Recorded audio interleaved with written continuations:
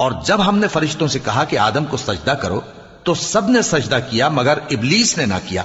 بولا کہ بھلا میں ایسے شخص کو سجدہ کروں جس کو تو نے مٹی سے پیدا کیا ہے. اور ازراہ طنز کہنے لگا کہ دیکھ تو یہی وہ ہے جسے تو نے مجھ پر فضیلت دی ہے. اگر تو مجھ کو قیامت کے دن تک کی مہلت دے تو میں تھوڑے سے شخصوں کے سوا اس کی تمام اولاد کی جڑ کاٹتا رہوں گا. اللہ نے فرمایا یہاں سے چلا جا.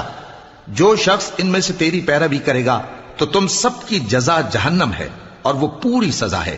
اور ان میں سے جس کو بہکا سکے اپنی آواز سے بہکاتا رہے اور ان پر اپنے سواروں اور پیادوں کو چڑھا کر لاتا رہے اور ان کے مال اور اولاد میں شریک ہوتا رہے اور ان سے وعدہ کرتا رہے.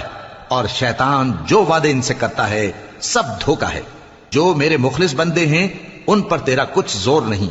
اور اے پیغمبر تمہارا پروردگار کارساز کافی ہے. تمہارا پروردگار وہ ہے جو تمہارے لیے سمندر میں کشتیاں چلاتا ہے تاکہ